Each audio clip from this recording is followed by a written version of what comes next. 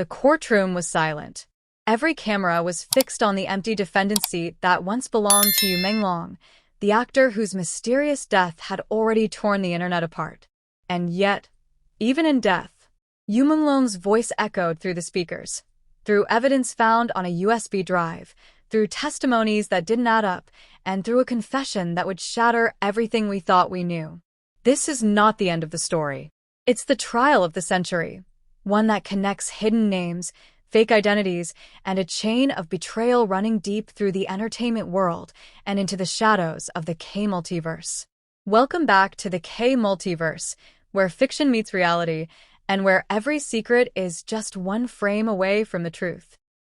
When the case was reopened, few expected new evidence. But what surfaced shocked even the judge.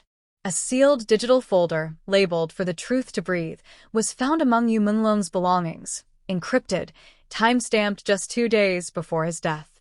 Inside were voice recordings, fragments of script drafts, and private messages, all pointing towards systematic manipulation, blackmail, and psychological torture by people he trusted the most. One of those names was Cai Yijia. The first clip in the folder was Menglong's voice. Shaky, quiet, but painfully real. "If something happens to me, don't believe the headlines. I didn't give up, I was cornered." He spoke of a meeting that never made it to the news, with Song Yiran, who had suddenly vanished after rumors tied her to an elaborate con scheme and an alias linked to Scam Princess. "You claimed that someone higher, possibly Ji Guangguang, orchestrated a debt-laundering web through fake film productions." His last words in the recording were chilling. "They said the script must end with me disappearing. I just didn't know they meant it literally." Inside the courtroom, the playback left everyone frozen. Song Yiran's attorney requested a delay, while Cai Yijia's legal team objected to the authenticity of the USB, claiming AI manipulation. But the prosecutor dropped another bombshell. A verified metadata analysis from a government lab confirmed the voice belonged to Menglong, and the recordings had not been edited. The reaction outside was explosive. Fans began piecing together voice patterns, location tags, and archived photos of Yu's final public appearance, in which he looked noticeably thinner, visibly anxious, and clutched a USB-shaped pendant around his neck. Then came the witnesses. A list of 5 people who were said to have seen Menglong alive just hours before the tragedy. Their names: 1. Ji Guangguang, the businessman and alleged fixer. 2. Xian Qi, the so-called fake underworld boss. 3. Cai Yijia, the producer rumored to control illegal money routes. 4. Sun Darong, Yu's mentor who later performed a ritual for his spirit. 5. A woman only known as Lian, rumored to be Yu's former assistant. Of all of them, only Sun Darong appeared in court. He broke down mid-testimony, admitting he had received a message from Yu the night before his death. It read, "I'm tired, teacher. If they call this justice, then I want no part of it." But what shook everyone most was the silence of Menglong's own mother. When called to testify, she appeared pale, composed, almost rehearsed. She avoided questions about financial transfers in Yu's name after his passing. Online detectives later noticed she deleted her social media accounts the night before the first hearing. Fan investigations uncovered leaked emails showing large sums routed to her from a private account allegedly linked to Cai Yijia's entertainment company. Was she being paid to stay quiet?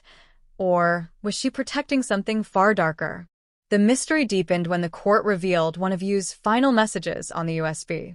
"Mom, don't cry for me. If you ever see my name on TV again, remember, they're not talking about your son anymore. They're talking about their script." Every name in Yu's recordings seemed to point to one man, Cai Yijia. He was rumored to be involved in arms trafficking through Jiaozhou port, with alleged ties to high-ranking officials. Insiders described him as a ghost in the industry. No official records, no public photos, yet every major entertainment contract somehow linked back to him. When the prosecution moved to call Cai Yijia to testify, his lawyers claimed he had left the country for health reasons. His private jet took off just hours before the summons. Back at the courthouse, Sun Darong, Yu's mentor, shared a story that left the room cold.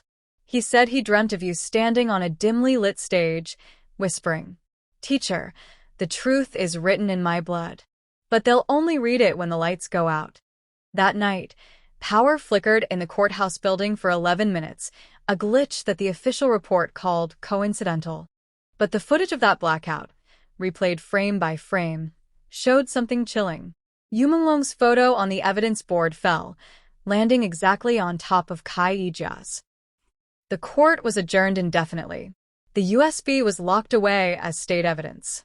And just when everyone thought it was over, an anonymous user, under the name @Ghostwriter_Meng, posted new, unreleased footage claiming to be part 2 of the confession. Within hours, the account vanished.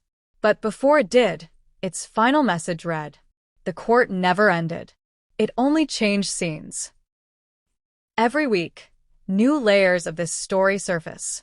What began as a tragic loss has now become a mirror into the darkest corners of fame, power, and human desperation. If you want to keep uncovering the truth behind Menglong's final days and how his death may tie into the rise of the entertainment shadow network, subscribe to the K-Multiverse and turn on all notifications. Because in the K-Multiverse, the truth doesn't die. It just takes on another face.